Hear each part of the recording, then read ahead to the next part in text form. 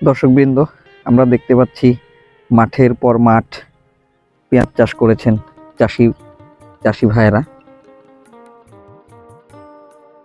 সচরাচর আমাদের এই যে পেঁয়াজের কান্দা বলে থাকি, কেউ পেঁয়াজের কদম বলে থাকে, এটা দেখতে মোটামুটি কদম ফুলের মতোই, এই জন্য আন্তরিকভাবে পেঁয়াজের কদমও বলে থাকে, কেউ পেঁয়াজের ফুল বলে থাকে। এটা সচরাচর আসলে এপ্রিল মাসের শেষের দিকে এটা সংগ্রহ করা হয় বীজ সংরক্ষণের জন্য, এবং এটা ডিসেম্বর থেকে শুরু হয় এর পরিচর্যা। এই ফুলের পরিচর্যাটাই শুরু হয় ডিসেম্বর থেকে এবং এটা চলে এপ্রিল মাস পর্যন্ত। তবে এখানে খুবই ভাইটাল যে বিষয়বস্তু বা গুরুত্বপূর্ণ বিষয়বস্তু, এই পেঁয়াজের ফুল গাছটা অতি নাজুক।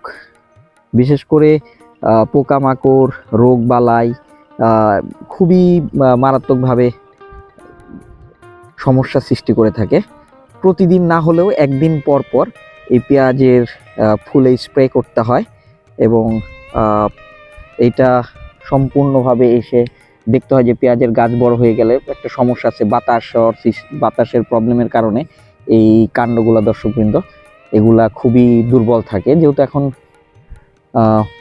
বীজ সংরক্ষণের সময় চলে আসছে, সংগ্রহের সময় চলে আসছে, আস্তে আস্তে গাছগুলো এরকম শুকিয়ে যাবে, হলুদ বর্ণ হয়ে যাবে এবং এটা এই যে এরকম ভাবে দর্শকবৃন্দ আমরা দেখতে পাচ্ছি যে এটা এইভাবে অল্প বাতাসেই ভেঙে যায়। এই জন্য খুবই যত্ন সহকারে সাপোর্ট হিসাবে দড়ি, বাঁশ বা কোনো কিছু দিয়ে এইভাবে বেঁধে দিতে হবে, যাতে করে এইটা একটু সংরক্ষণের আগ পর্যন্ত ভালো থাকে।